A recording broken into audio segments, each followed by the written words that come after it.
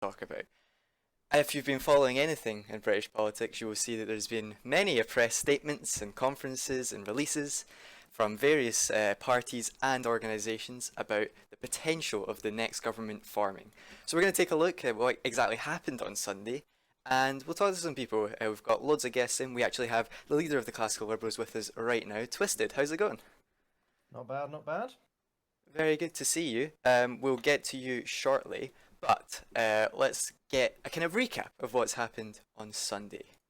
So, here is the full results. As you can see, the largest party is the Conservative and Unionist Party at 28 seats, narrowly behind Labour at 24. Libertarians are in third at 14, and your party, Twisted, Classical Liberals at 13. Liberal Democrats are on 9, the Social Democrats are on 5, People's Movement are on 3, DRF are on 2, and Plaid and the IPP respectively on 1. A rainbow parliament, one could say. One of the more interesting parliaments we've seen for a long time, I think, in my opinion.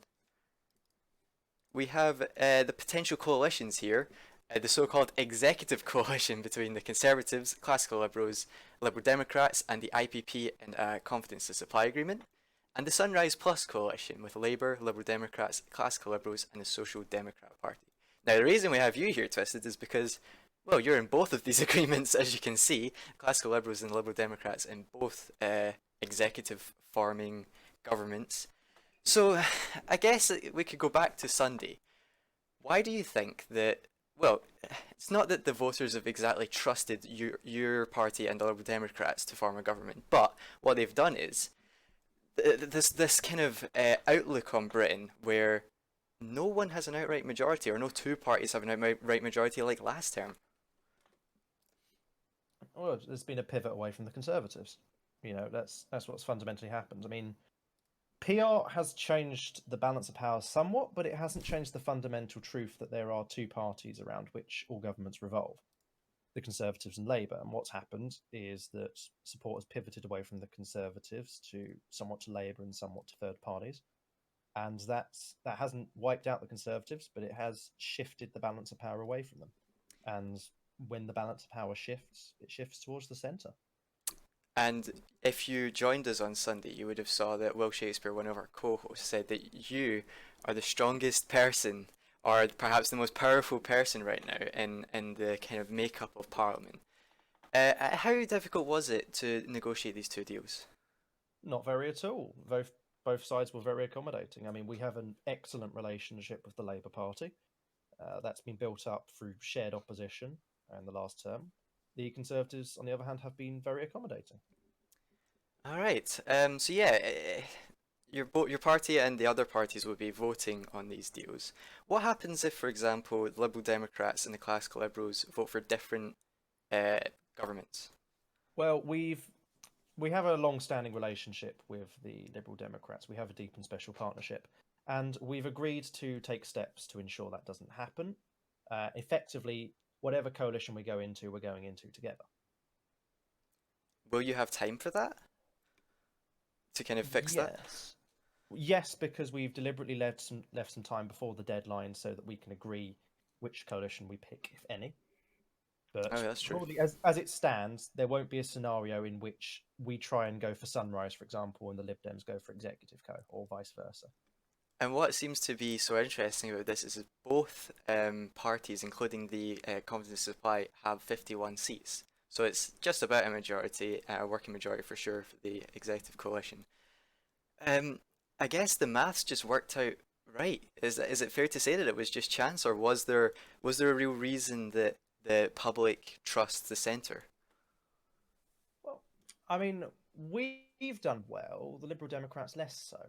I mean, you could say we've almost swapped positions. I mean, the Liberal Democrats are on 9, so slightly worse off than we were at the beginning of the last term on 10. And we've been bolted up to 13, which is our best ever result. But I think it's more a question of power shifted away from the Tories and towards Labour. But that has benefited the centre because the centre tends to be the deal maker. All right, let's take a look at some of the cabinets.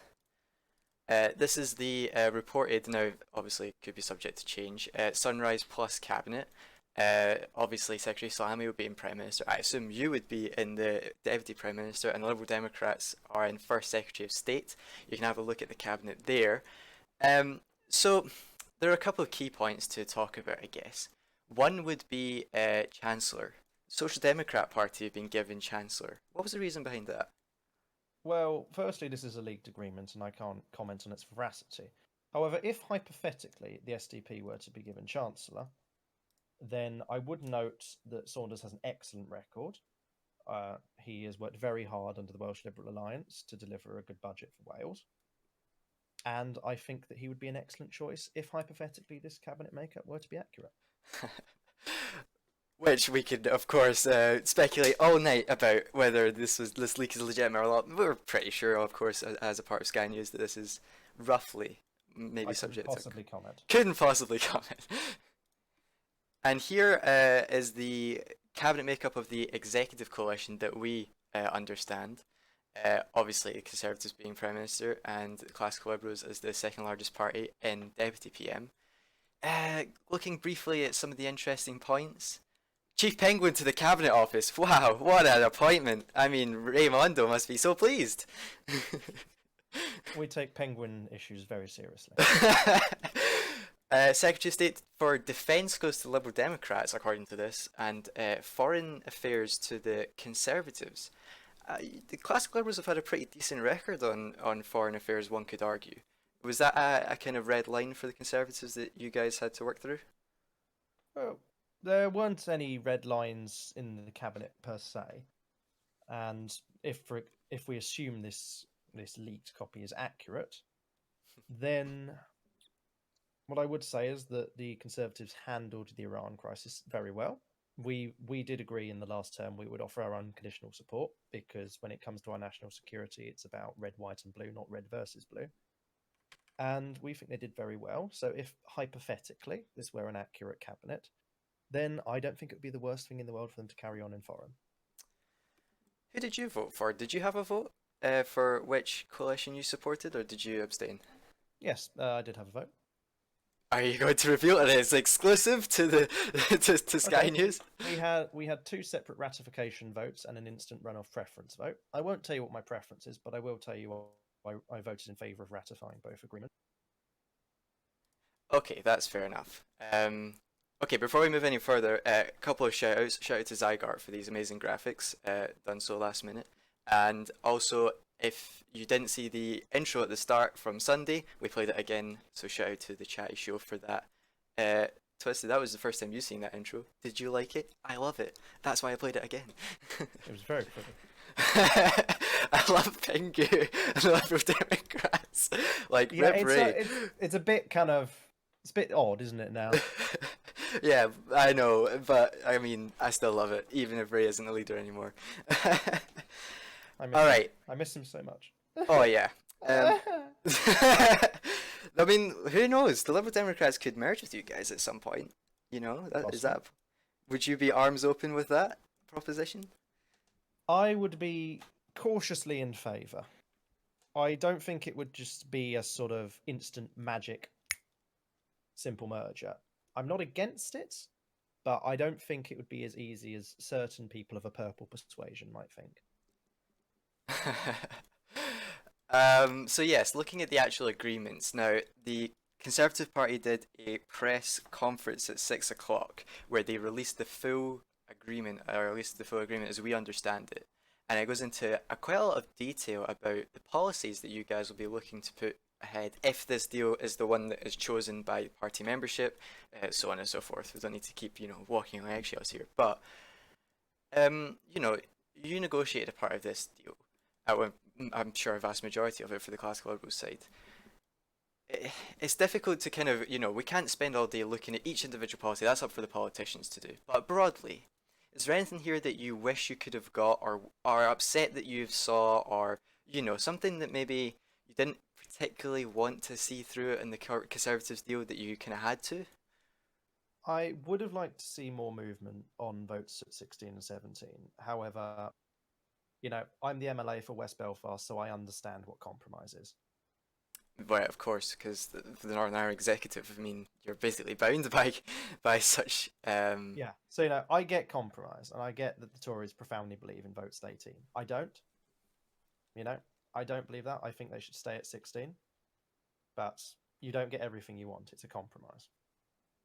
One of the, I guess, one of the largest challenges that, well, assuming that your party will be in government, which is pretty fair to say, will face is Brexit. Um, Not a lot was done last term, but the term before that we saw mad rushes to get the deal through. We're now moving on to that kind of future relationship part of the entire Brexit process. I'm sure you can have flashbacks all you like from your time as Brexit Secretary. I mean, we could talk all day about Gibraltar and all the controversies that came from the initial Brexit negotiations. Looking forward, though, to the future negotiations, I mean, we've seen the immigration white paper that was posted last term between the Conservatives and the LP UK. Is that something that you're going to be looking to move forward with, or are you, with your now new possible governments, going to be ripping that up and starting fresh? Well, I mean, the LP UK white paper on immigration was marginally better than the status quo, but still not very good. So I want to go a lot further with immigration. I think we've had for far too long an attitude that immigration is a threat that needs to be reined in, rather than a boon we need to better harness. Okay, let's let's get some guests on. So this is the part where I don't have anyone else to help me get the guests. God damn it! Let's just start dragging people in. Okay, so we've got a classical liberal in. Let's Get a bring job. in. What's that? Let's bring in the leader of the IPP. Well, yeah. Trevism, are you with us? Yes, I am. Hello. Sorry for this surprise move, but I've not got anyone else to ask if you're ready. So how's it going, Trev? You're the leader of the IPP. You've got one MP. I guess. Well, we haven't even spoken to you since the results. Are you happy with the IPP's performance in Northern Ireland? I was over the moon. I mean, the thing is, you have to think before this election, we'd had about 3, 4 months of existence. Well, less than 4 months. And in that time, we've got over 10% of the vote in Northern Ireland. We have an MLA seat. We're in the executive. We've proposed more bills than any other party in the Assembly. We've got and now we've got representation in the House of Commons and the House of Lords. So for me, it was a landmark moment for the IPP and the nationalist movement generally. One party that's also got representation in the House of Lords is the very well famed Monster Raving Loony Party, who have released a press statement today. Yes, I'm covering this. Don't be mad. Bias. The Monster Raving Loony Party election results. This was an open election between the entire British, I guess it was a referendum, you could say, um, political establishment. The leader of the Monster Raving Loony Party now is Bob. Bob Cat. Bob the Cat. So congratulations to Yeah. Bob the Cat for their election, and I'm sure they will be thrilled. Anyway, back to the in the country. best politician in the country. I mean, come on, that was not an act of bias from me whatsoever. Trust. Anyway, let's get back to the serious stuff.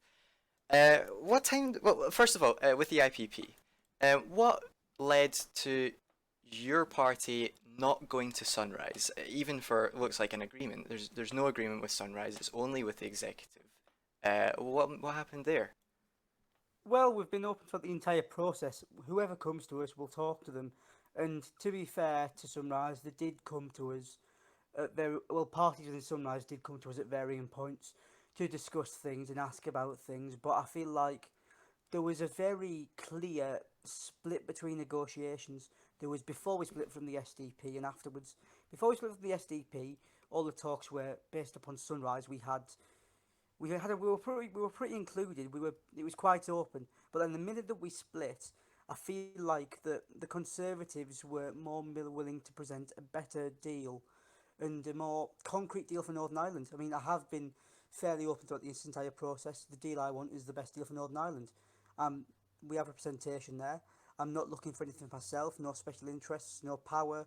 I just want a good deal for my constituents. And at the end of the day, if the executive coalition deal, as I'm calling it, because we all know that executives are doing a fantastic job in Stormont, and I'm happy to see it continue. If that coalition can provide a deal for Northern Ireland that is decent, I'm more than happy to back it. Let's talk about the actual deal itself. Under the Devolution Scotland, Wales and Northern Ireland section, it pledges to increase the Northern Ireland Block grant and increase devolved funding above the Barnett formula. Was this something that you had a hand in towards that deal? Yeah, I'd say I did. I mean, I have been clear throughout the entire process and in last term as well that the block grant Northern Ireland got was probably what we were expecting, but it still wasn't the best deal going, considering that in any budget we would have had to produce, we would have been working at trying to cut departments rather than to give them the funding they needed to do the job they did. So, in all honesty, I'm pretty happy that IPP pressure, along with pressure from other parties, because it wasn't just down to us, no coalition deal is down to one party. I'm glad that that pressure helped to make sure to form a deal for devolved communities which is going to be a lot better than the one it's had for the last however many months. All right, excellent stuff. Let's see, who could we bring in as another guest? Let's drag a couple of people in and see if any of them unmute. In the meantime, looking forward to the next term. There's a Queen's speech that needs done. There's a government to be led. What do you think, Twisted, since you'll be most likely in government, what do you think the top priority of a classical liberal involved government would be? Well, you'll be interested Hello. to find out that one of our clear priorities is actually the same as the IPP, which is we want to get some more funding to Northern Ireland as soon as possible. Because I've seen the budget situation. It's not good for my department. It's not good for anyone's department right now. So that's one of our key priorities. However, I would say that firstly, we need a clear plan for Brexit. We need to have a plan to effectively look at what's on the table that already exists, take the best of what's already been done, create a new bespoke deal, because we can't just take something off the shelf. No other country has ever been in exactly this situation of being with complete alignment with the European Union and needing to come away. It's always the opposite. So this is going to be a very different deal to anything that's done before. We need to have a clear plan on how we're going to solve Brexit. We need to unite the country around it and deliver Brexit. I think that's a key priority, but also, as I say, we do need to do right by Northern Ireland because the underfunding in there is simply not acceptable. All right, if you're just joining us, it's 20 to 8. This is the Sky News post-general election drop-in show. I'm your host, Weebru. We're joined by the IPP leader, Trevism, and the Classical Liberal leader, Twistednuke. We've also got a couple of new people in the studio. If they are with us, we have the former leader of Plaid Cymru, Victor HR. How you doing? No soy da.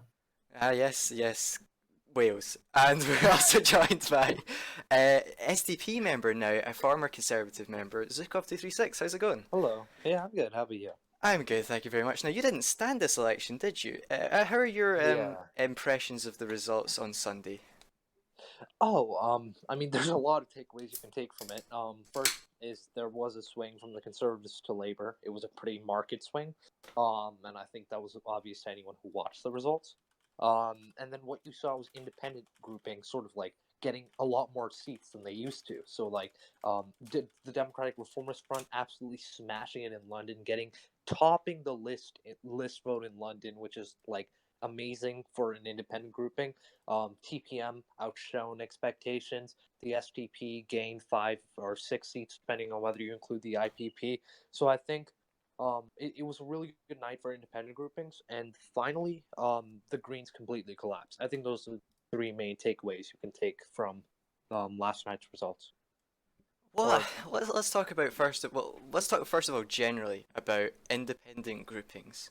One, as you said correctly, I think identified is that independent groupings, they have just surged, a complete and utter surge. I mean, looking at just the independent groupings, 5 seats for the STP, 3 seats for the People's Movement, 2 seats for the DRF, 1 for the IPP, and Plaid, I believe, is a regional grouping? We are a regional party. So yeah, a party, so I guess you could leave them out. But like, this surge of independent groupings, I mean, what does that mean just like sociologically? Like, I think what it means is people are getting a bit tired of the same old establishment politics, right? I think people are a bit sickened with like the amount of partisanship and bickering that happened last term, and they're sort of opting for new parties that have promised different routes. The fact that independent groupings have gone from 1 seat to 10 this parliament it's a huge indicator of that, and I think it's a warning to other parties, even those parties that did gain seats, that they have to keep their eye out, because if they don't stop bickering and get stuff done, they'll be next. All right. What does anyone else have anything to add? Like particularly the Democratic Reformist Front. I mean, their target was London. They got 2 London list seats. They stood in a couple of other regions, but they were very kind of community based, you might say.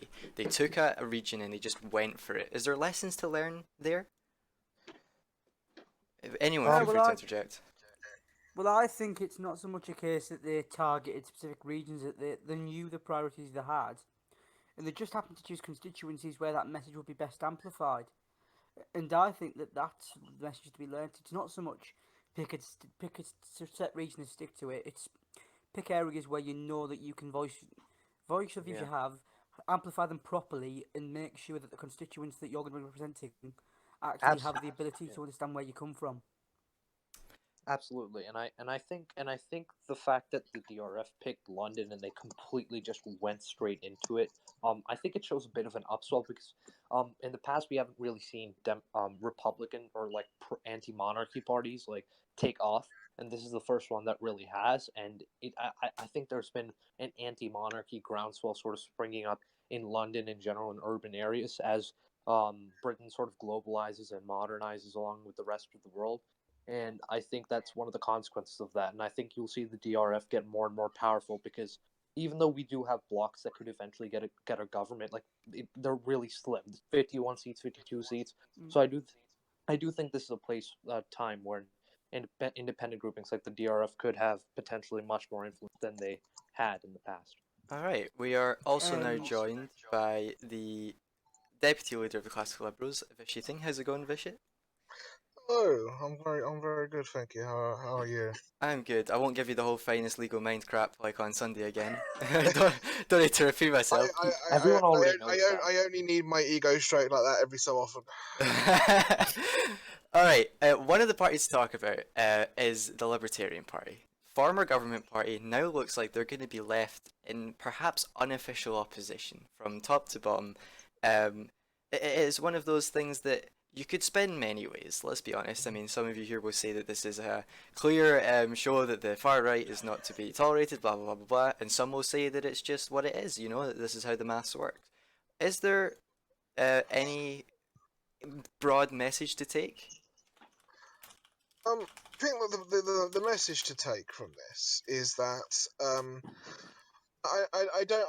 I don't think it's a matter of intolerance towards the libertarians' brand of politics. I think what it is that the libertarians' brand of politics, especially with the intolerance towards free movement of people, um, didn't go well with the rest of the parliament. So, and what needs to what the classical liberals are hoping to do with next term is to build on consensus in parliament. Unfortunately, the libertarian message of no freedom of movement didn't coincide with that consensus. Vishy, which deal do you prefer? I couldn't possibly tell you that.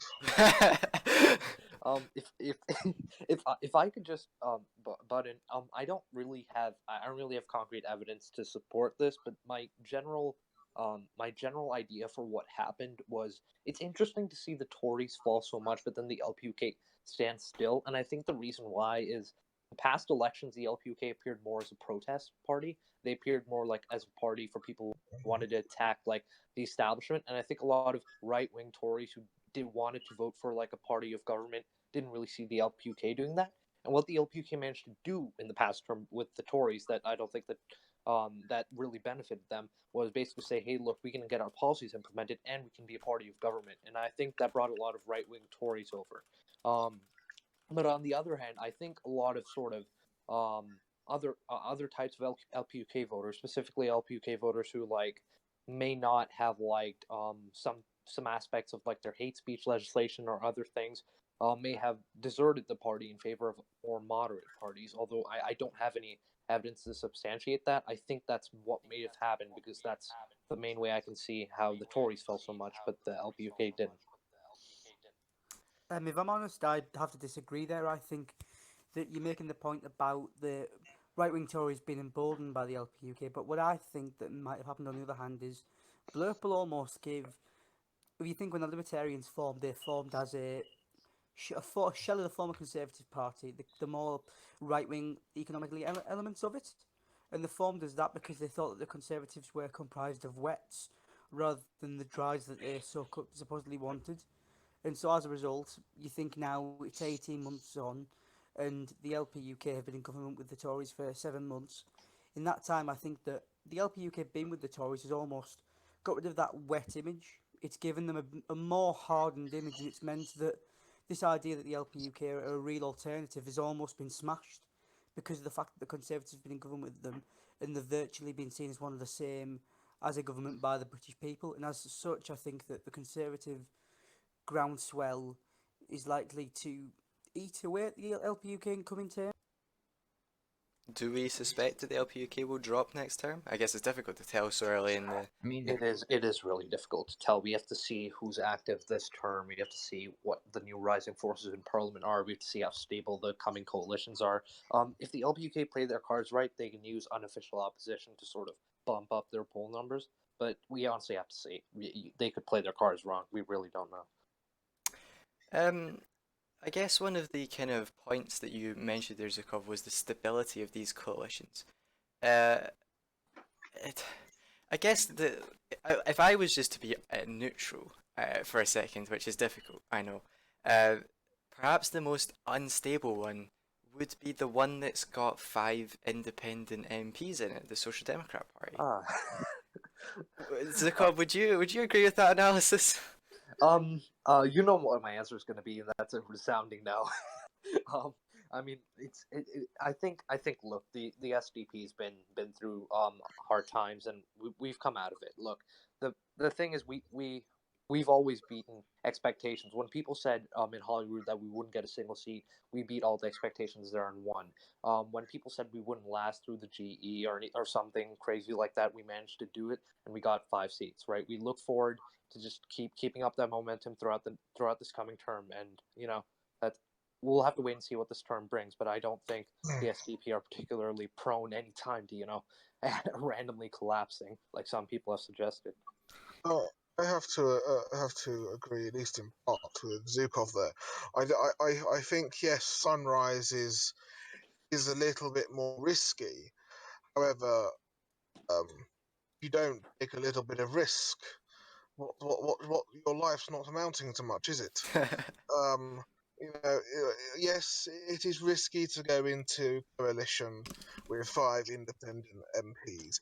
However, I have full what's the word? Confidence. Confidence. That's it.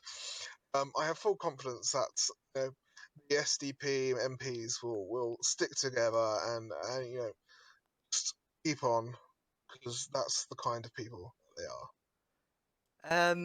One of the aspects of, I believe, both deals. No, it might only be the Sunrise Plus deal, and I'm hesitant to talk about Justice because I think we'll lose all of our viewership.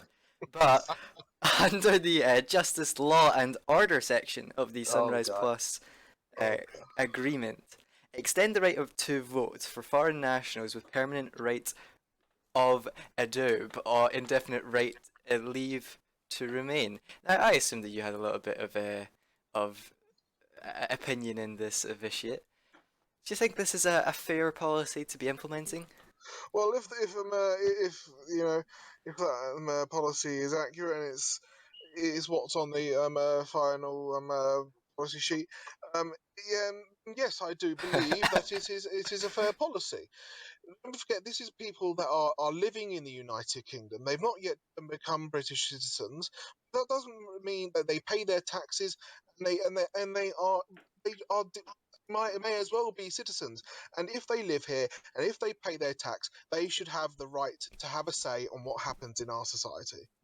Yeah, and I honestly think that's a crucial point because they're paying their money into the system, right? It's only right that they get some say in how that money gets spent, right? I don't agree with this vision that citizenship is some extraordinarily privileged, some extraordinarily exclusive rights, and that if you pay your taxes here, if you work here, and like if you contribute to society here, that you should somehow be locked out of any say in where your money goes and how it's spent, and keeping politicians who spend your money accountable. I just don't think that's right. Because if it was a matter of allowing people who are on holiday here to vote, then yes, I'd see your point.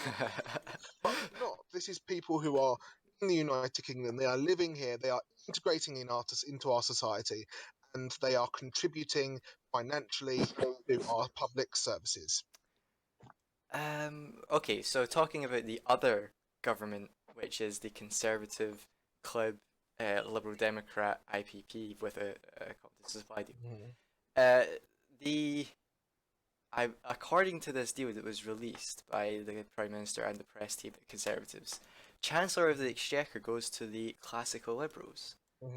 Was this something that was pushed against? I mean, you're going into government with a party that had like an 85% rate of land value tax. That's just like record levels that we've seen, like never seen before. Is that a kind of reason that led to Chancellor of the Exchequer going to the Classical Liberals?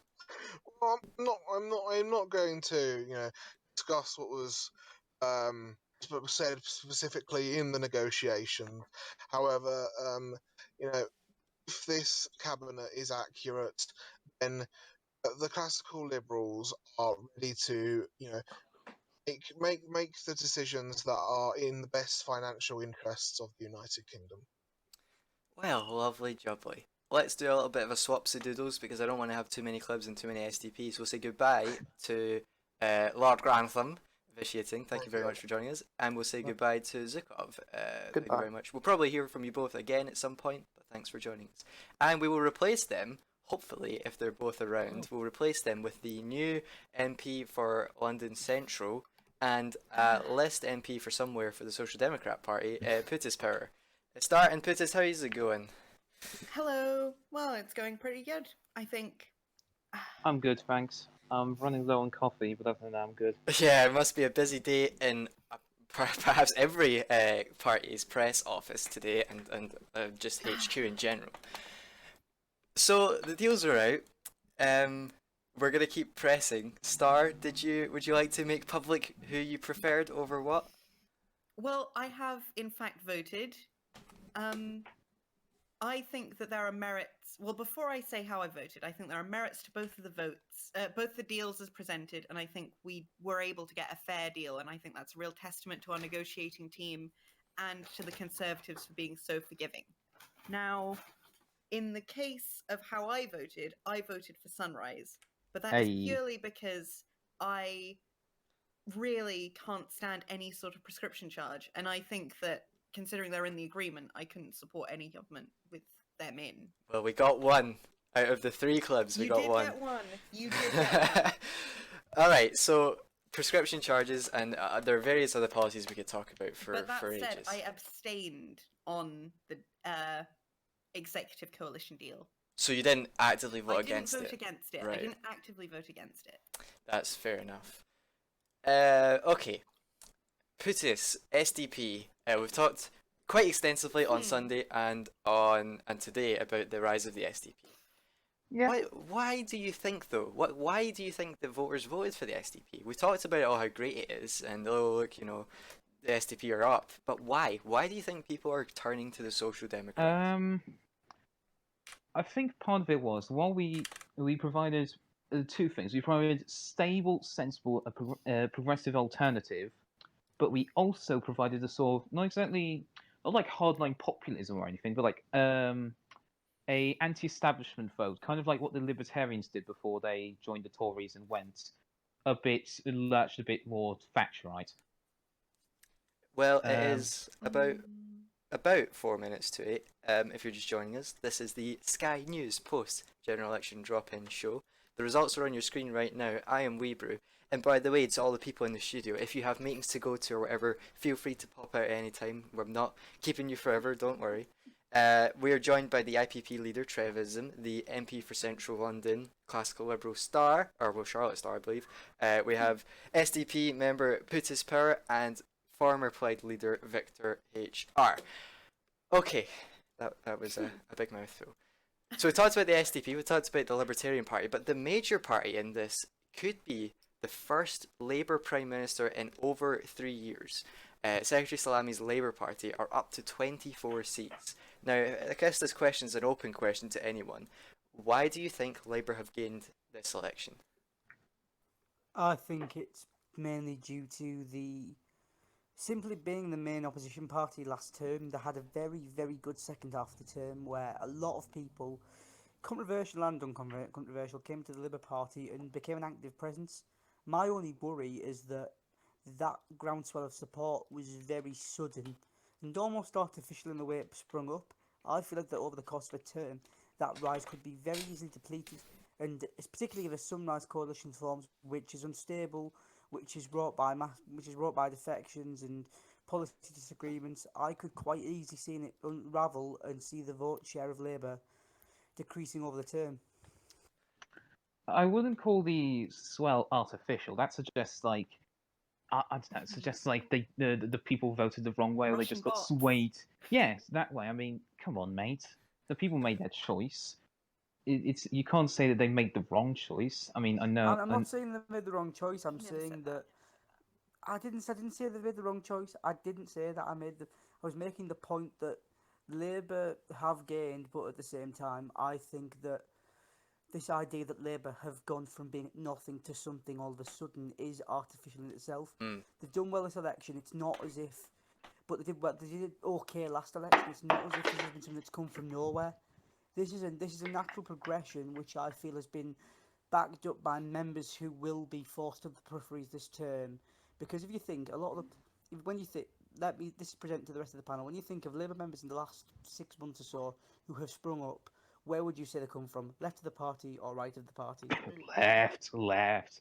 I mean, And Banana then Republic, Stalin, etc. They've really turned up recently, for better or for worse.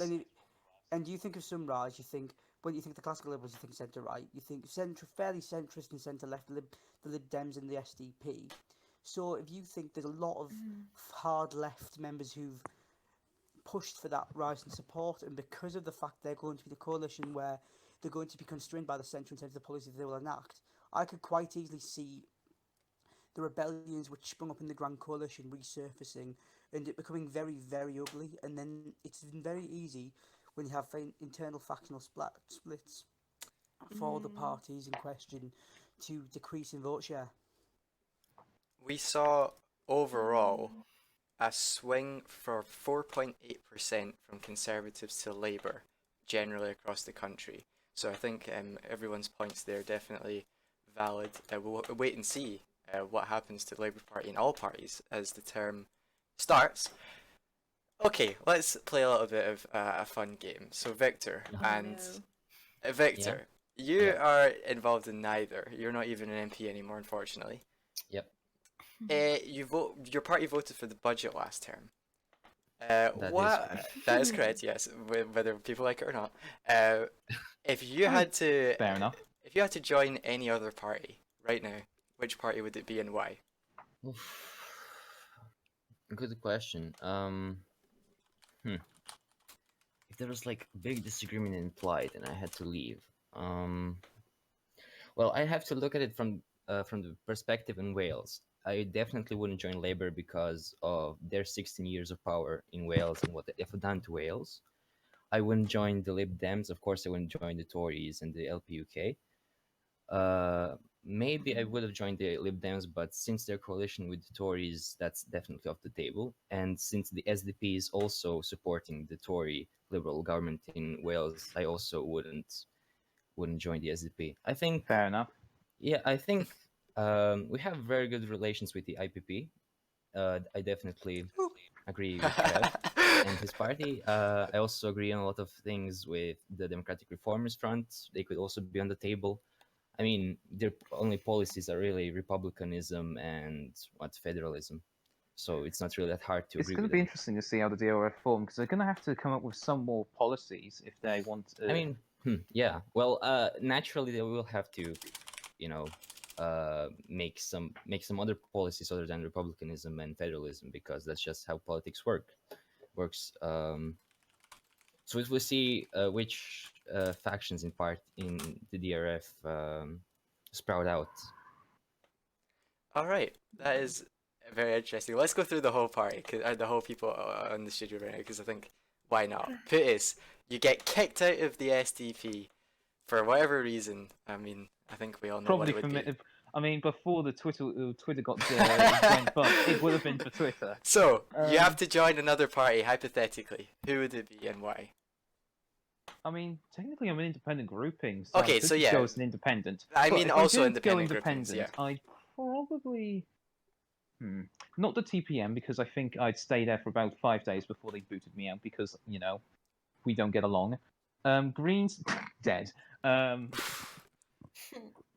Tories, I'd want to hang myself in 5 days. Easy, Ofcom. Wow. Yeah. Look, you That's a keep bit, inviting me on. You keep bringing me into the studio. You know this is going to happen. Libertarians, no. Classical liberals or liberal Democrats, maybe, but I don't see a place for myself other than the SDP. So You never it'd mentioned be- the Labour Party. I mean, they're quite close. Probably your closest ideologically, no? I'm not sure. I mean, I suppose they are a broad church, but I'd still want to basically, if I had to leave the SDP, I'd want to carry on pretty much almost the exact same thing as the SDP, plus a bit more, plus a bit more wacky ideas as an independent. But so really, I can't see myself anywhere other than the SDP. Star, what about you?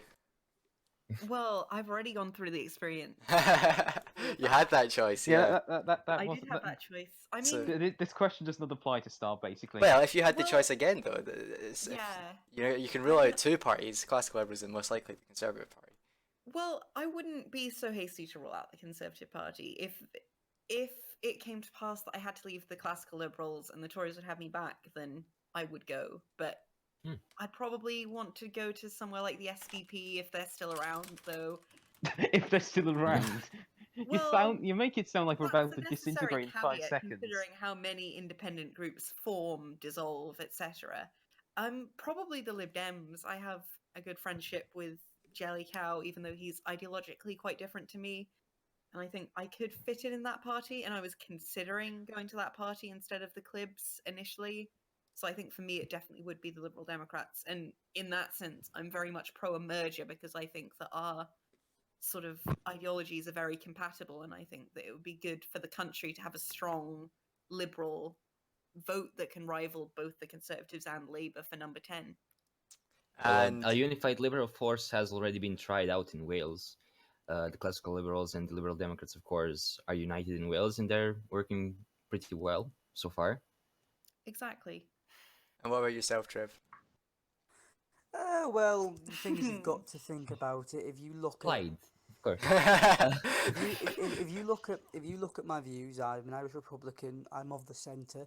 Some say centre right, some say centre left. So for me, there's no other option than the IPP, because if you look at it, you think, well, look at the other parties. Sinn Féin no longer exist. They've been replaced by some hoppy and libertarian nationalist mess. To be rather kind to them, the Tories have got the UUP in tow. I'm a big fan of the UUP, but I wouldn't be part of that because I'm not a unionist. Likewise with the LPUK in uni and the DUP, obviously. When it comes to perhaps alliance, I am big fans of working alongside them, as we have done so brilliantly in Stormont over the last 3 months, and we plan to over the next 3 months.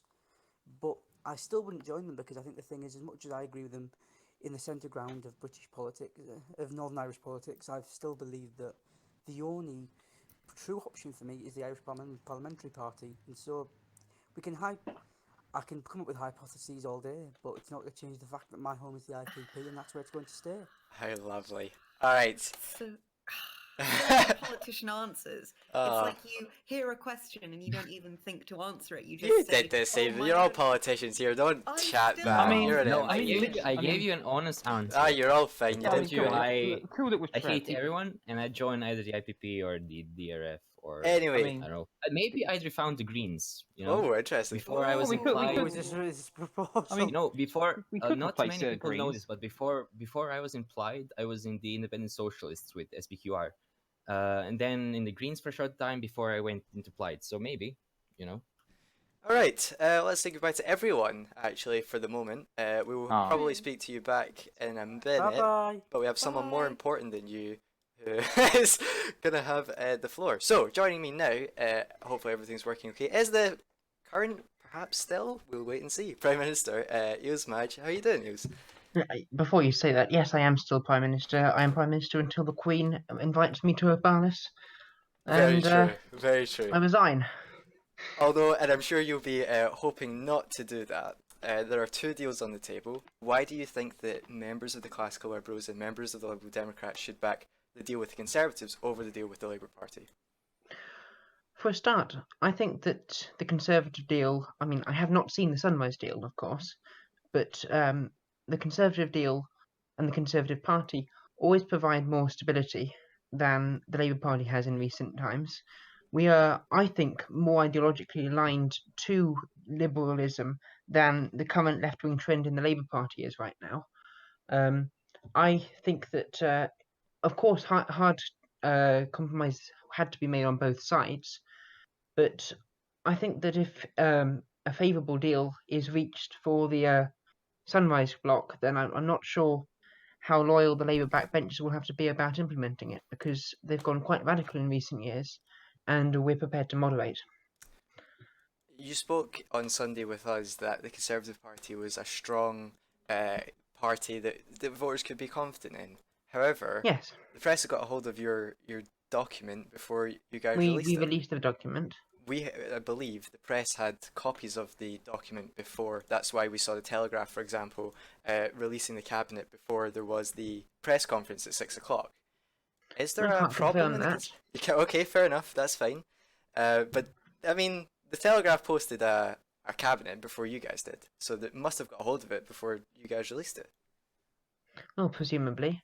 I will say that every party in the bloc had seen the deal by that point, so there's no confirmation necessarily that it is a Conservative at this stage.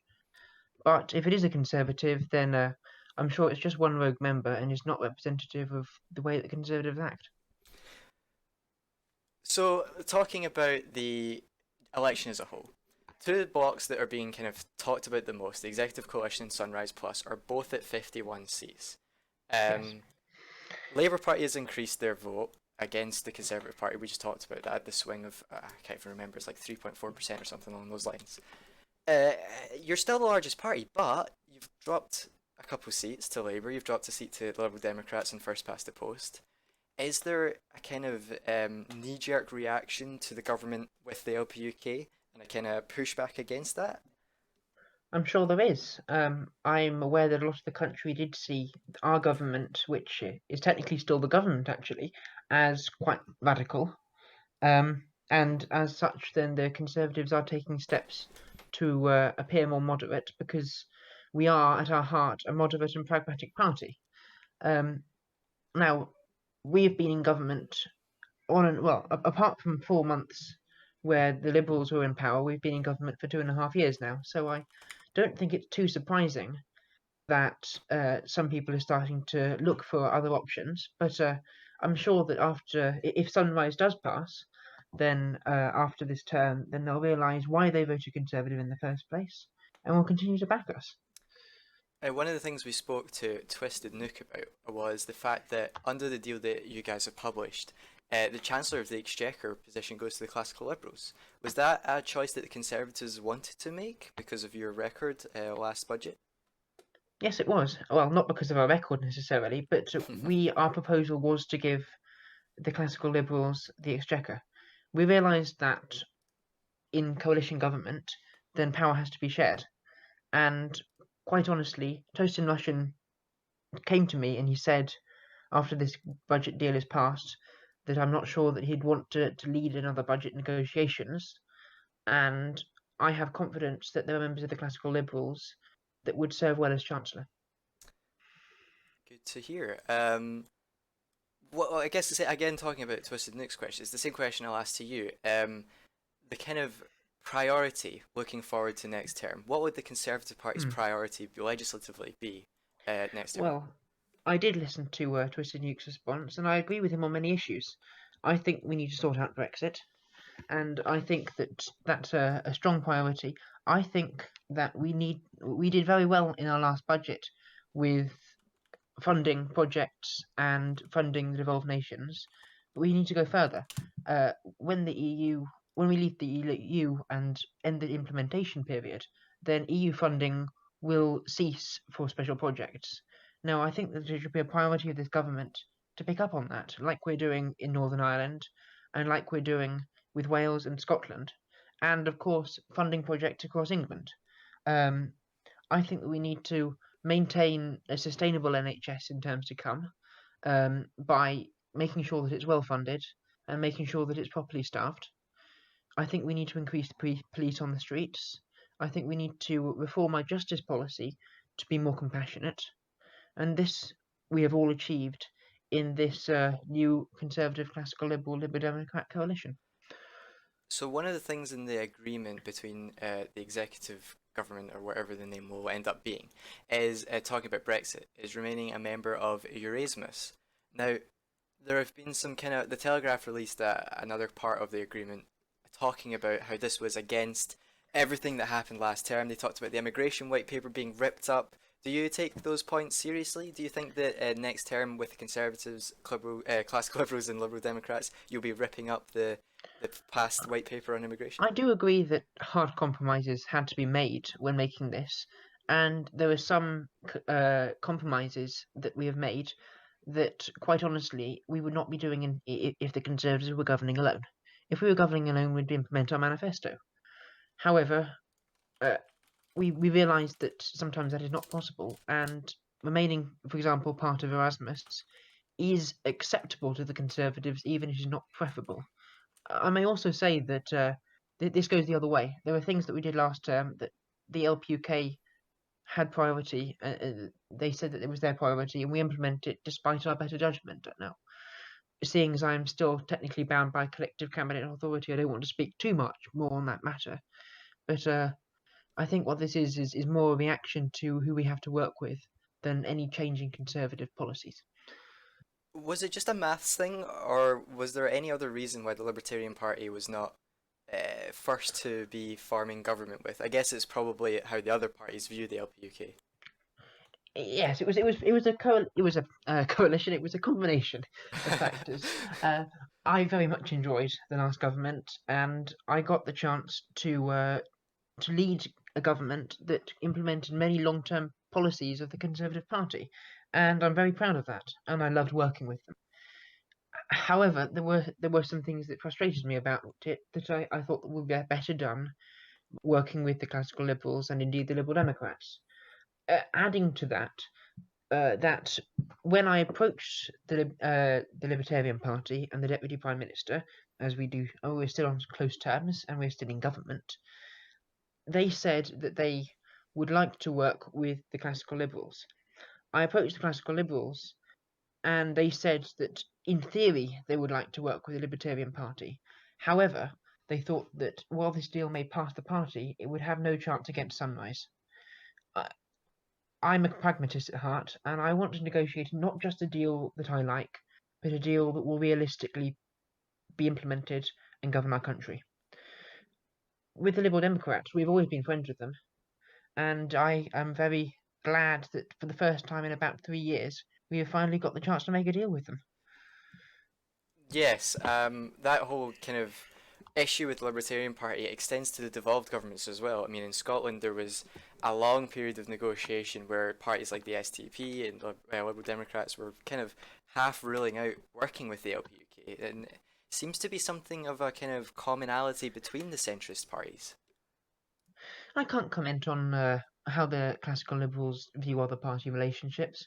All I say was that it was a collective decision between us, the classical liberals, and the Libertarian Party, not to pursue serious talks, purely because we thought that if a deal could be made, then it wouldn't pass over Sunrise. It would probably pass the parties, but that's not what matters when multiple deals have been made, as the classical liberals surely know from the last term's negotiations. Yes, and as Twisted said, there's a kind of preference vote, and there's also an agreed vote that they're having. So they might perhaps agree both Oh. deals, but they'll also have to have some sort of preference. That's exactly the position that we found ourselves in last term. That their voting system is the same one that we used last term.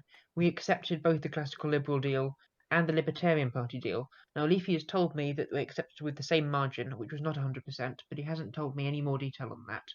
And he also told me that we accepted the Libertarian deal, which is, of course, the deal we ended up independent in. Do your members get a choice this time?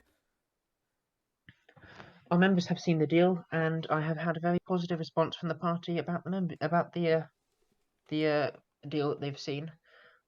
We have taken a collective decision not to vote on the deal because I have got a positive response from the party, and I think that it will be overwhelmingly accepted if we put it to a vote. What's the harm, though? I mean, it might just be a waste of democratic exercise, but at the end of the day, it's a democratic exercise within the party nonetheless. Well, we saw the last time as exceptional circumstances. Last time we voted on our deals because there were two of them. This time, quite honestly, if a party negotiates a deal that if the party leadership negotiates a deal that the party membership are not happy with, then the party leadership have lost the confidence of the party. Now, we don't do that. We negotiate deals in the full knowledge that they will have to sell this to the party, and if we think that the party membership won't wear it, we won't put it in the agreement. The worry is, well, actually, let's talk about this before I let you go. But there's not only two parties that you're working with, the Classical Liberals and Liberal Democrats. You've got the IPP as well in a confidence to supply agreement. What kind of, can you, obviously without leaking what actually happened, what led to the talks there happening? Was that just something that seemed right, or did you guys go to them? Did they go to you? We've always been good friends of the Irish Parliamentary Party. If you think way back to when I first entered politics, one of my first acts as a politician was to serve under Trevism in the Irish Executive. Of an Irish Executive. I'm a unionist, don't worry. Yes, slip of the tongue. Then I've always remained on very good terms with him, and we agreed together that it was preferable to seek his agreement in confidence and supply, and both parties are very pleased to have the chance to work together as a formal government in Westminster, even if they are just supporting us in confidence and supply. And it doesn't take, you know, a politics degree major to figure out the reason why you've called this deal so-called the Executive Coalition. It's because the IPP are a nationalist party at heart. So working with unionists, you've kind of put this brand of this being an executive similar to the Northern Irish Executive. Yes, well, I'll say that the executive deal is not the only deal name that has been floated about. We've heard We're not talking about some of those. Barbadon, Pistoke, Dystonia. Oh no! But yes, if we're going on the executive branding, we recognise that that the Irish Parliamentary Party are at heart a nationalist party, and we are a unionist one, as are the Classical Liberals. I think we're willing to look past that. I'm a Northern Irish person myself, as is Trevism, and we recognise, and obviously Twisted is now in government in Northern Ireland, and all of us recognise that, well, adding to that, Esteban was also served with me in the executive as the former First Minister. The point I'm trying to make is that we realise that sometimes we need to look past petty nationalist differences to govern in the interest of the country, and I've been doing that since I joined politics, and I'll continue to do it now. All right, thank you very much, Hughes, for joining us. Coming in for twice on Sunday, it's very helpful. Thank you very much. Well, I enjoy it. That was Eos Maj there, the Prime Minister. We'll wait and see as the results come in from each party who will end up walking into number 10. Will it be Secretary Salami or will it be Eos Maj again? All right. Who should we harass now? Should we just harass like everyone? Here's a couple of people we'll just move in randomly, and we'll just see who picks up the phone. Okay, joining us, perhaps, maybe, we'll wait and see, is the Labour Party member AV200.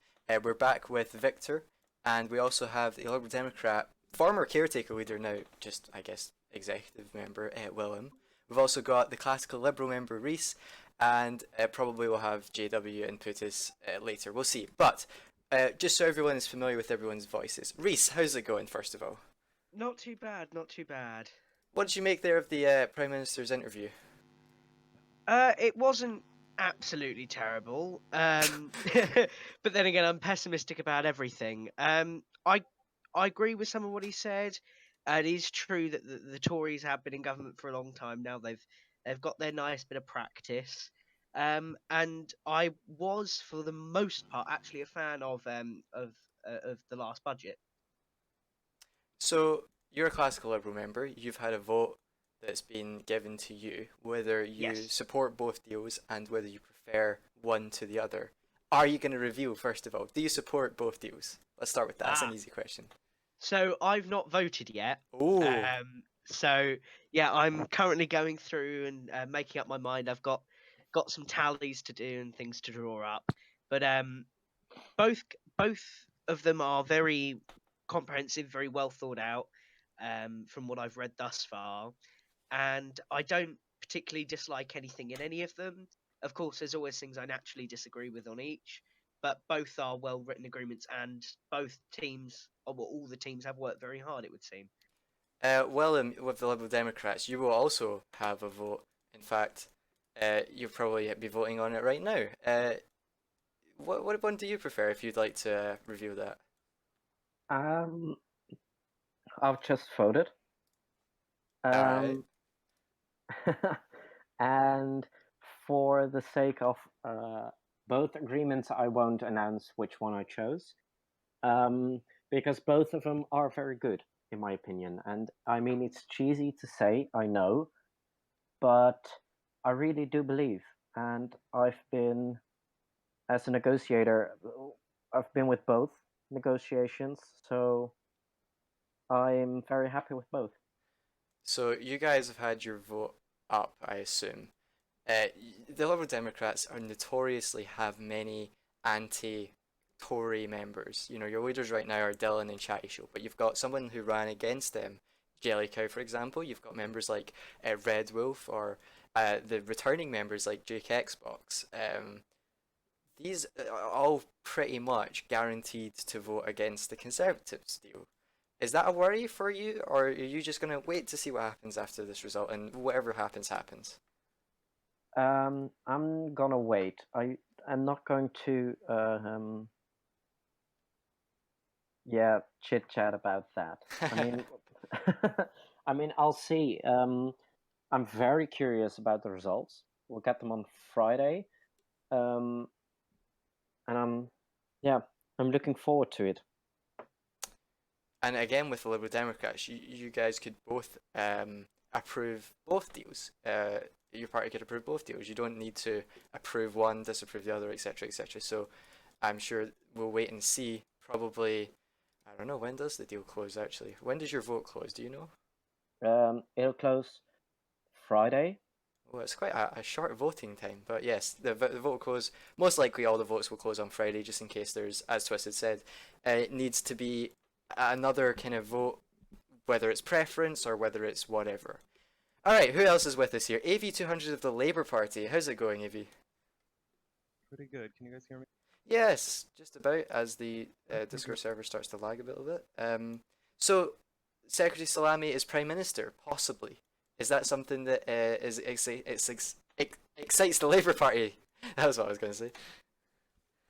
Yeah, I think obviously people are excited to finally have an opportunity to enter number 10 for the first time in many years. I myself am a former Green Party member who, I wouldn't say defected, but left the Green Party after it became basically non-existent. And I think I know a lot of people, give Labour Party a hard time for some of our left-wing members, but I can tell you that among the left-wing members, a majority of them, myself included, do in fact support the Sunrise Coalition. We're both former Green members. Was there a little bit of you that kind of was sad to see the Green Party go to 0 seats? Yes, of course. I'm a very old member of the Green Party. I joined the Greens before the RSP Green Coalition happened, and I remember very fondly those days. But I mean, you know, it happens to it's happened to multiple parties. It's just something that comes along with the territories. I mean, RSP you mentioned is a party that we don't see in British politics anymore. Who else have we got with us? Victor's back. Victor, from a, well, I guess you could kind of say neutral, but obviously Plaid standpoint. What did you make of the Prime Minister's interview there? Well, can I be honest with you? No, please lie to me. I prefer that. No, please be honest. Well, I kind of didn't listen to it. Oh no! I was in the tea room. So I there hope, are some pretty good biscuits in there. I'll give you that. Absolutely. That's fair enough. Did Will make them? Did Will make them? No, Will's a bit busy. You know, plugging holes and writing stuff and who knows what, tearing his hair out probably. Do you know who it probably was? It was Zygarde. Zygarde's been working so much on these lovely graphics and everything else on Sunday, so we'll blame it on Zygarde for those beautiful Shout out biscuits. to him. So yeah, but I mean, like at the end of the day, the Prime Minister said pretty much, you know, the Conservative line, which is that the deal is good. It's better than the Sunrise deal. They're a stronger party. We talked about a little bit about the fact that the deal got leaked a little bit. The press got a hold of it. He didn't seem very phased about it. He said that if it's a member of their party, they'll deal with it. So nothing too out there. All right. What else is there that we still need to cover? Who else is with us actually? Putis is muted. Oh wait, I have Putis muted. That's why. Putis, are you with us? Hello. Yes, I am. Did you hear the Prime Minister's deal? I did a bit, but interview. Sorry. I did a bit, but I had to pop out to speak to some SDP members. I have some biscuits as well. Of course, and coffee, and garlic bread. I had some garlic bread before the live stream too. Some garlic pizza from Domino's. Shout out to Domino's. Alright, we'll probably keep going for another 15 to 30 minutes. What other stuff was in the news that we need to cover? Anything that pops to mind? I don't think so. I mean, we're having a leadership election. Oh yeah, of course. I mean, that's not like... I mean, is it fair to say that the only Plaid MP is most likely going to be... Yeah, the candidacy period is, I think, open for another hour. Until 9. And so far we actually have 3 candidates. Wow. So... Who's standing? Yeah. So currently it's competitive cable, of course, the Plaid MP. Resident Spaghetti, who is, well, he's not an assembly member, but he's active in the Senate, and the former leader of the English regionalists who joined Plaid. Plebit 8080, I think that's... Wait, hang on. Former leader of the English regionalists, are they dead then? I guess. Who knows? We have a official Prime Minister's statement that the biscuit and the garlic bread were excellent. There you go. Official statement. They're nice. Right there. Get some later. Alright, let's get a couple more people into the studio, as crammed as it is.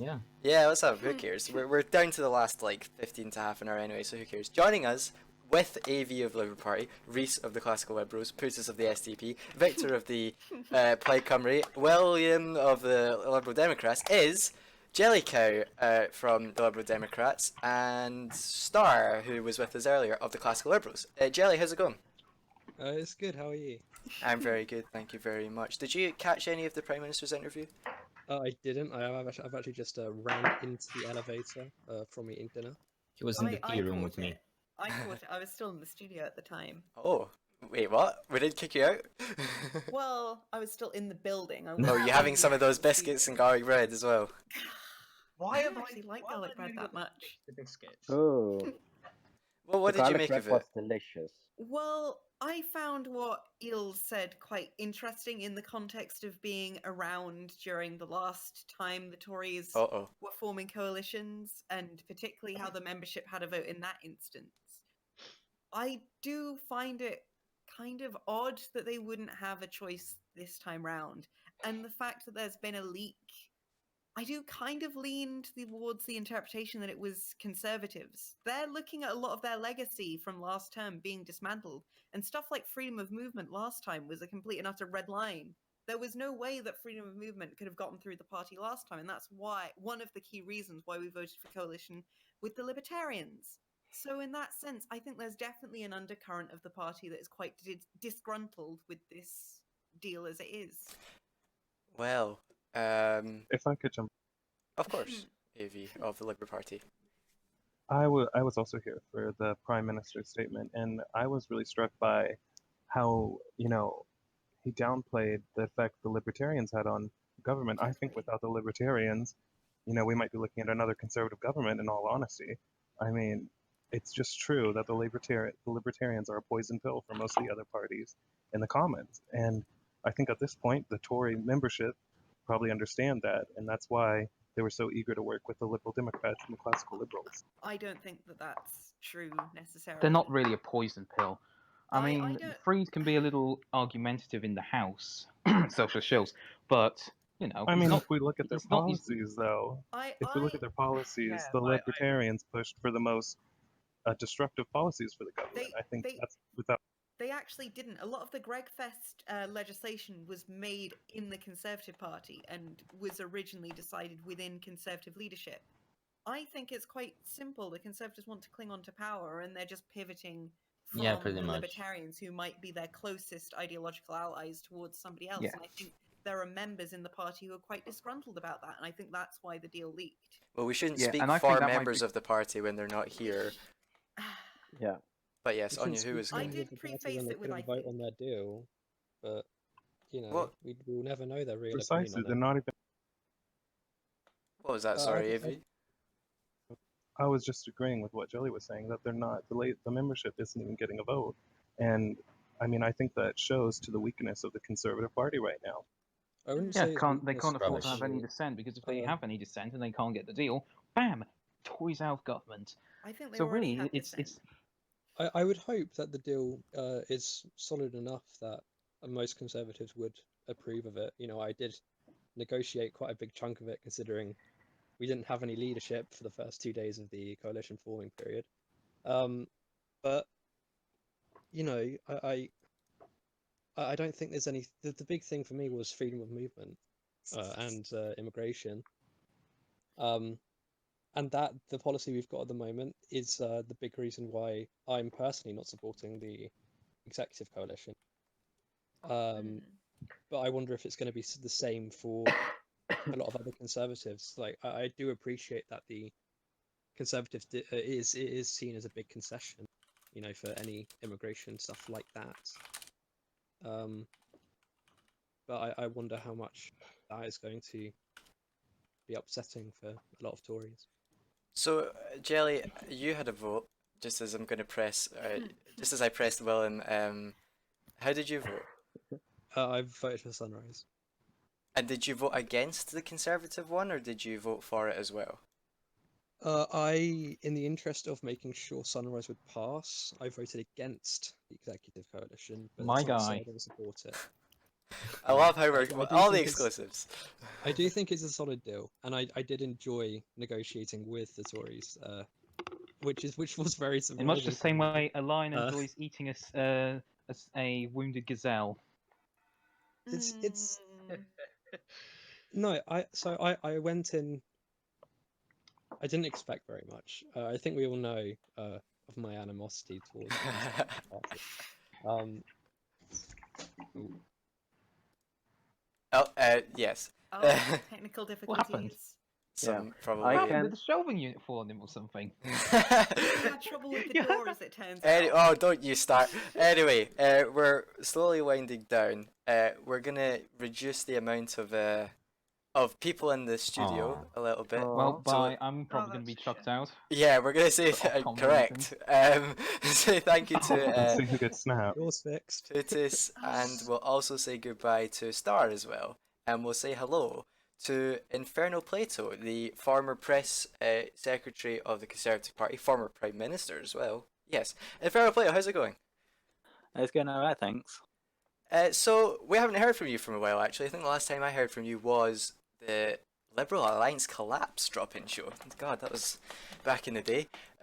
What do you make of the election results on Sunday? I think the election results were obviously a disappointment for the Conservatives. However, they weren't unexpected. We was polling about 28 in the polls. We got 28 seats. So, you know, I think it went okay regarding the circumstances. Obviously, there's still a lot to do to improve.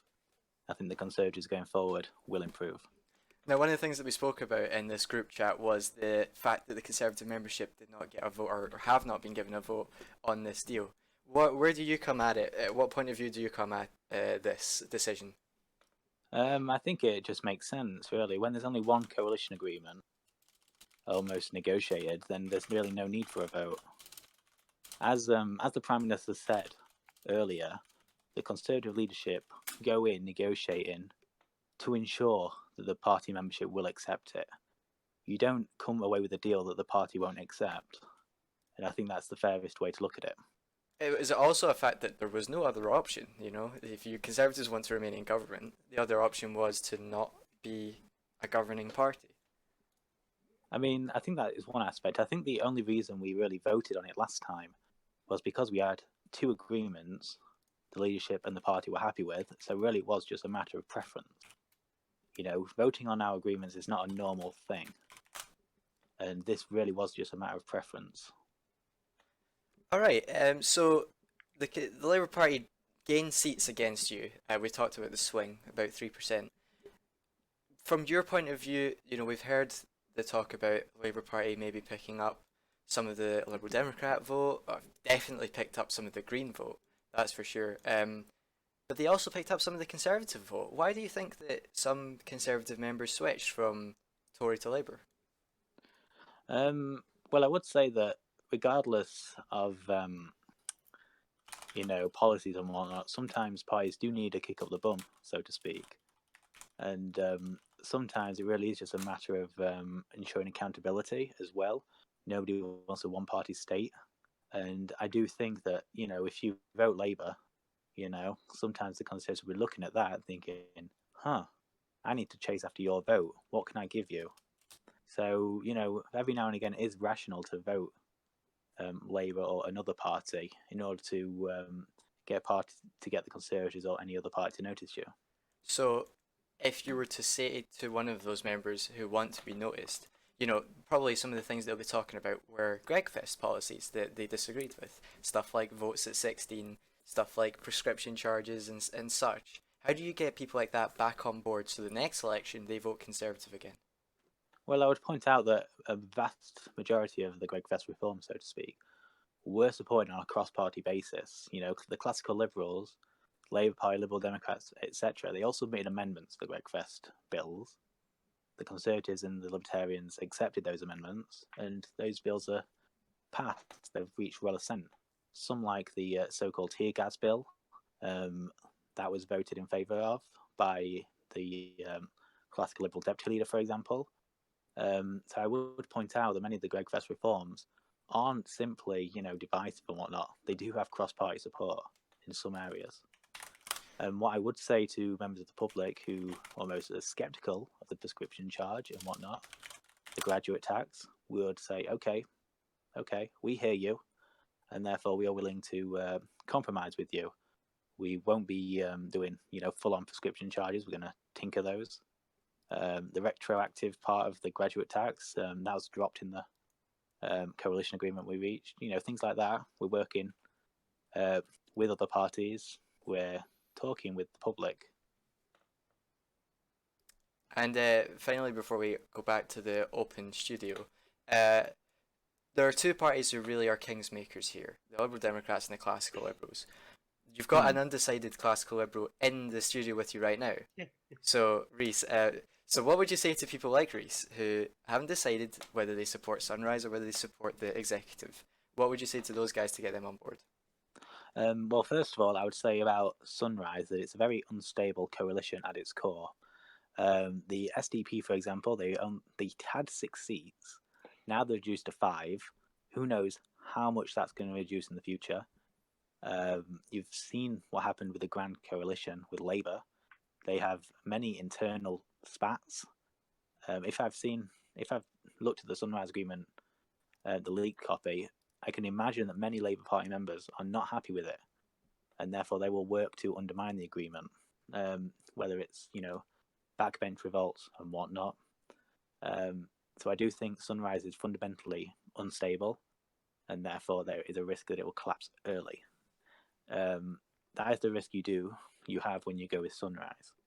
If you go with our coalition agreement, the Conservatives are very stable in this regard, and they always keep their end of the bargain. We don't quit, so to speak.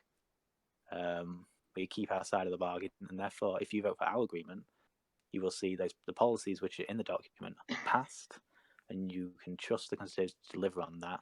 And plus, we'll get to the end of the 6 months. All a happy family. Right. Yes, of course. AV, what's up? I think it's only fair I defend the Sunrise Coalition. I think what you just heard from Inferno is a classic conservative line, and it's become a meme at this point, strong and stable government. I mean, we look at the results, and there was a total collapse of support for the Conservative Party across the country.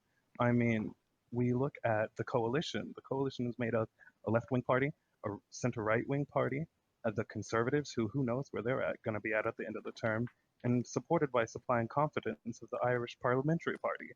I mean, to say that that's stable is absolutely ludicrous, in my opinion. And, you look at Sunrise, and these are all parties that have worked together in some capacity before. The Liberal Democrats and CLIBs work together in the devolved constituencies. Labour and the Liberal Democrats have a great working relationship. I mean, we just look at the two deals, and I think it's just obvious which coalition has more ideologically in common. Well, to come back on that a little bit, of course.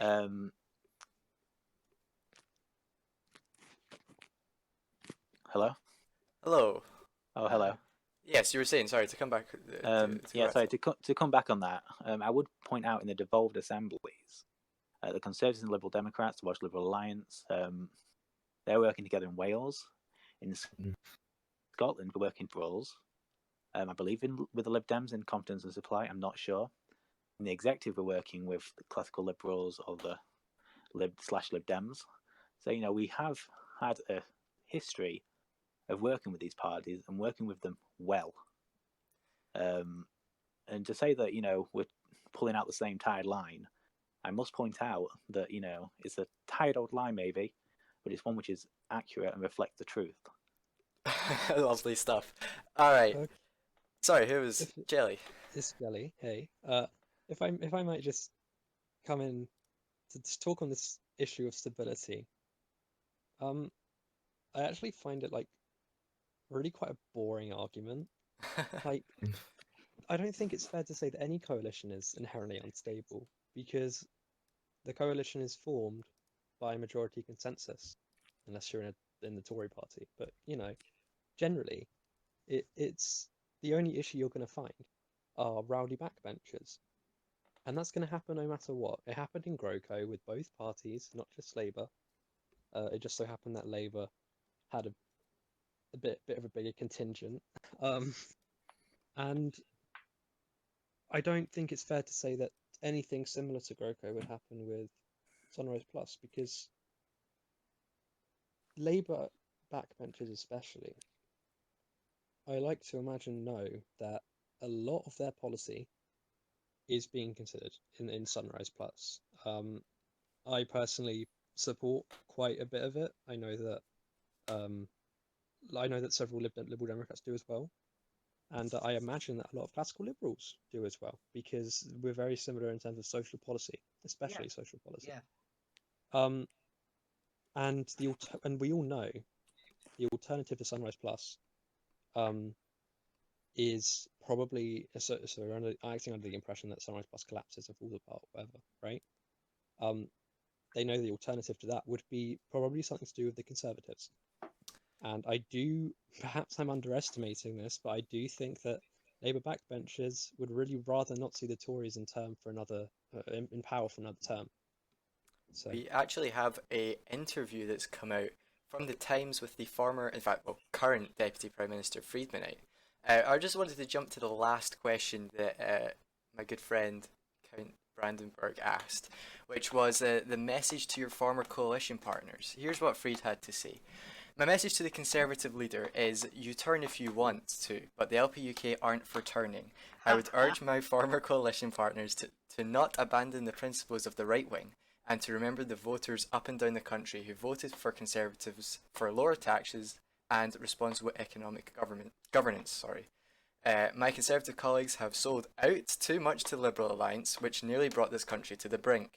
They should not be forgiven for their U-turns on freedom of movement and their economic policy concessions, which would see tax rises to our voters.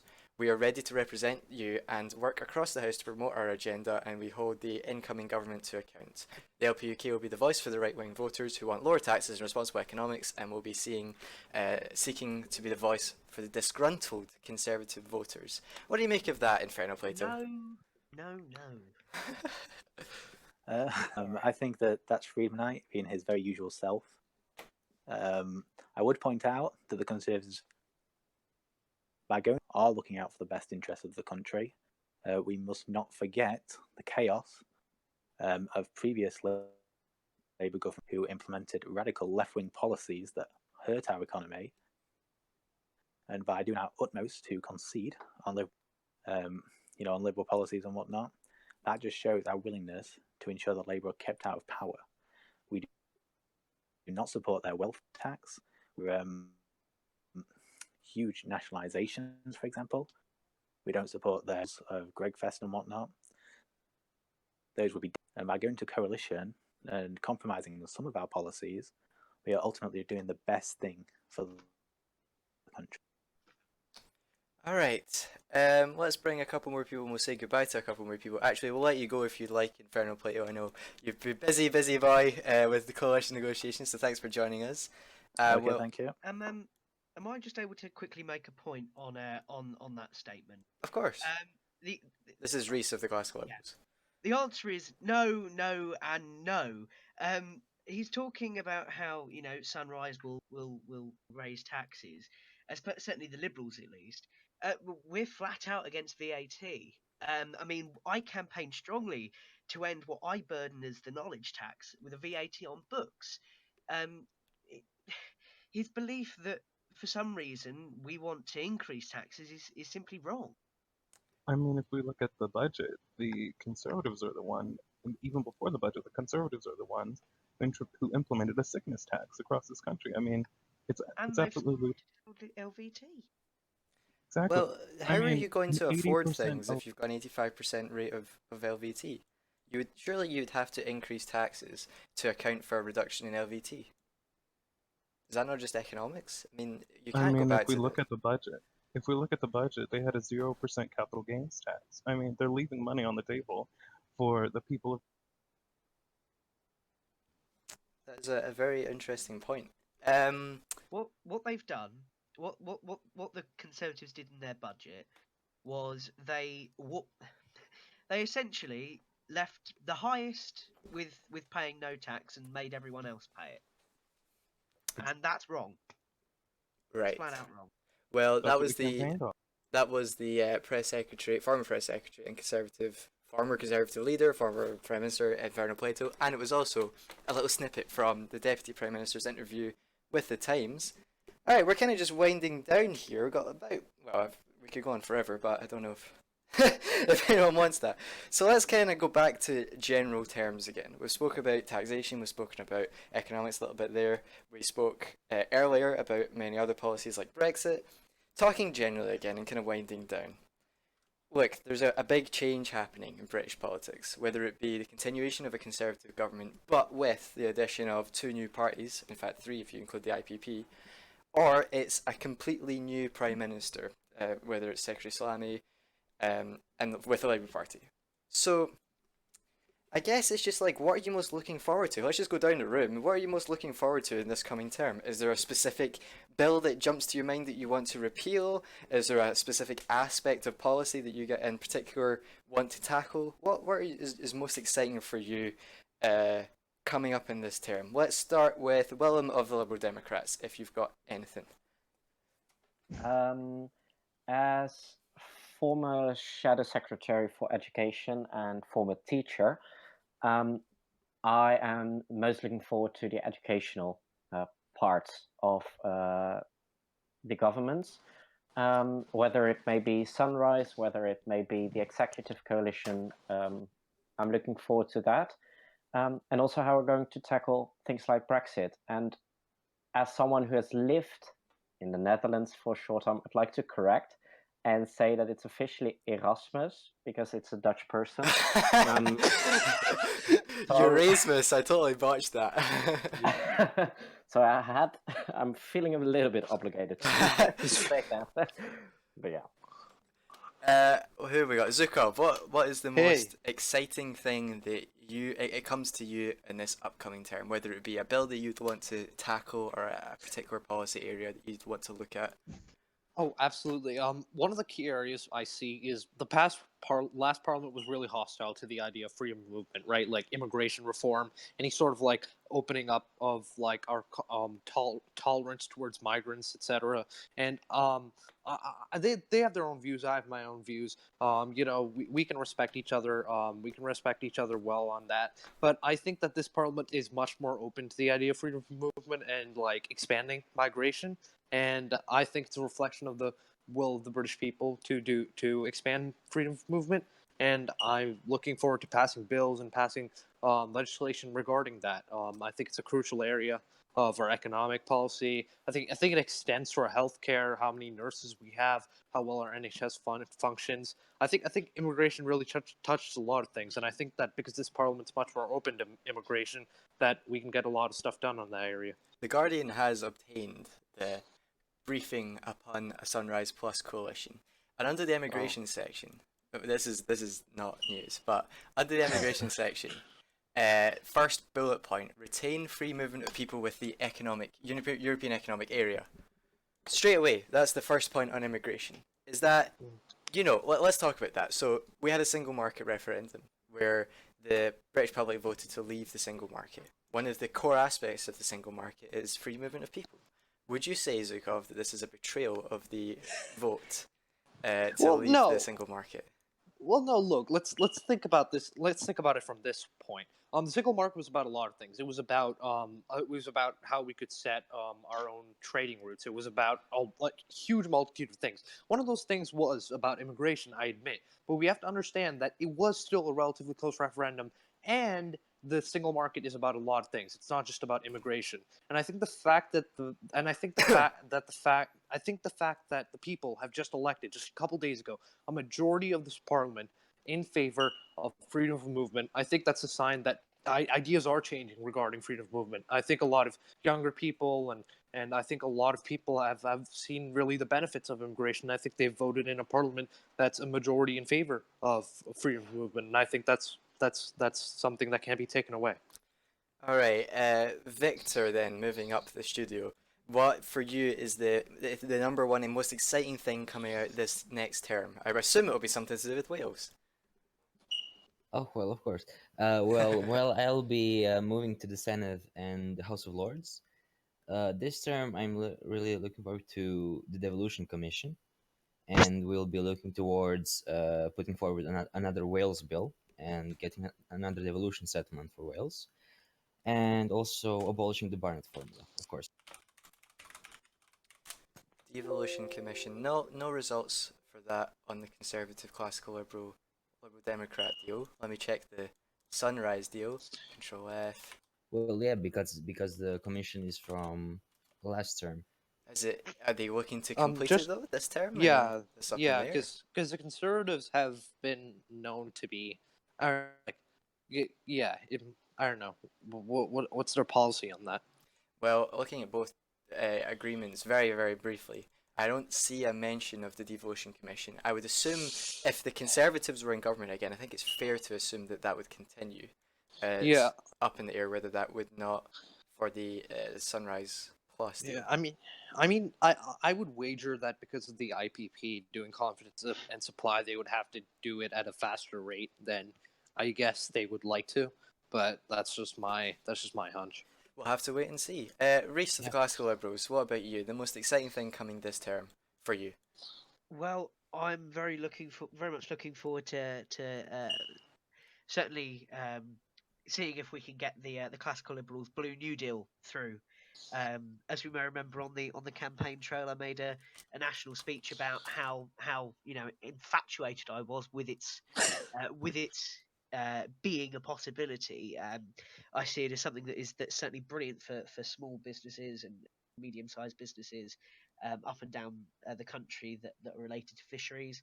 I'm also looking forward to a lot of the qualities policies because in both the agreements, although I won't say much, there are a lot of certainly some similarities. Either way, I choose to vote in the end, that I believe will certainly take us forward as a very progressive nation. So you mentioned the Blue New Deal. According to the environment section of the Sunrise Plus coalition, here's the second bullet point: replace the EU fishing quota system with an at-sea licence system, more refined version of Blue New Deal bill as proposed by Classical Liberals. So that's definitely a guarantee in the Sunrise Plus. I'll check that for the other deal in a moment. But Jelly, what about you? The most exciting thing coming next term for the Liberal Democrat member, Jellicoe. Well, I'm very much looking forward to finally having a Liberal in charge of in charge of mainly for me the Home Department, because there was so much stuff which could have been done last term that was sadly missed out on, and I was really happy to see Ray when he was leader and working on the manifesto. He actually proposed a lot of some really cool transhumanist policies, and I think that's going to be what I'm going to be looking at trying to get through this term. You know, we've got the a code of ethics for AI and automated cars. It's going to be looking at the German model. We're going to have new development initiatives for manufacturing, automation, biotechnology, genetic engineering, new 3D printed food standards. This is all stuff that was in the Liberal Democrat manifesto. You know, we've got more funding for I'm personally looking at more fundings for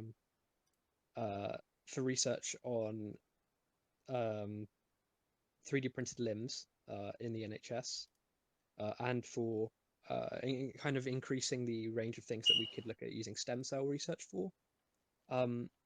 You know, just little very scientific, very futuristic things which could really make a difference in the modern age. And we're finally going to get around to doing it, and I think that's really exciting. And I think we're going to see some really exciting stuff. Alright, just a factual, I made a factual error apparently that Inferno Plato was in the talks. He wasn't. There we go, factual error dealt with. JW, we haven't heard from you yet. How's it going, JW? Are you with us? Hello. Hey. Hello. Wait, first of all, we haven't actually heard from you, so what did you make of the results on Sunday? To be honest, I expected the SDP to do very well. There was a sort of like roller coaster like feeling of worry, but once the results started to come in, my seat was the first that we actually got, and once that started coming in, the tension just sort of went away, and it was a lot of celebration. I mean, that last announcement, the last seat, of course, being Highland and Grampian, Saunders taking that with a vote of 34.9% to the Conservatives' 34.4%, which is a reduction of 19.2% for the Conservatives, and 34.9% obviously because the SDP had never ran before. That was the last one, so it must have been a great night for the SDP. JW, what for you is the most what for you is the thing that you're most excited for coming next term? Well, after the election, I spoke with the SDP, and the way I feel is that this is one of the first really that I've been very optimistic about something. I'm very, very optimistic about the SDP. I don't think there is a limit for where we can go with this, what we can do with it, and I'm just very, very excited for getting to work and getting moving forward. And finally, AV, for Labour, what's the most exciting thing you've got, or in your opinion, will be for next term? Well, I'm really excited to have the opportunity to be the first Labour government in 3 years. If Sunrise, of course, goes through. Further than that, I think for me, I campaigned heavily on the incompetence of the Tory budget and the government budget.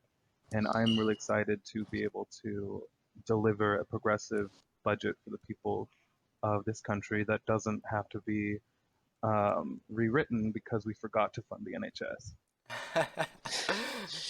I'm just curious, AV, what was the mood like at the Labour HQ on election night? Because we saw a varied amount of predictions regarding Labour's potential seat count. So Yeah, well, mine was the first Labour seat to be declared on election night, so I was obviously very excited. Some champagne glasses passed around.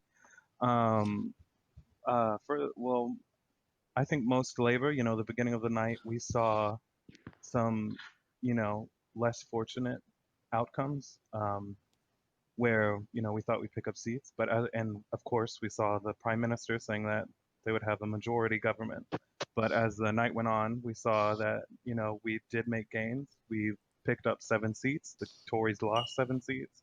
And there was a lot of celebration from Labour HQ, I can tell you that for sure. Alright, do you know what? I think we've done just about as much analysis as you could get. We had the Prime Minister, we had the leader of the Classical Liberals, we had a former Prime Minister, we've had runners-up of parties, we've had all sorts today, and it's been another good drop-in show. Until next time, thank you to my guests. We've had so many that I couldn't even remember. Twistednuke, Eosmaj, Vitiate, AV, JW, Jelly, Reese, Victor, Willem, Putis, Zukov, Star, and other people. Thanks everyone for joining us. I don't remember these things. I think I got everyone. Who did I forget? I feel like I forgot someone. Anyway, thanks everyone for joining us. did you mention Inferno Plato? Yes. Wait, no. Inferno Plato and everyone else. Thanks again to Zygarde for doing the PowerPoint. And yes, I got it, Plato. Adding me on Discord, and thanks again to the Chatty Show for the intro. I'll not play it again because I hate copyright strikes, and we'll see you next time.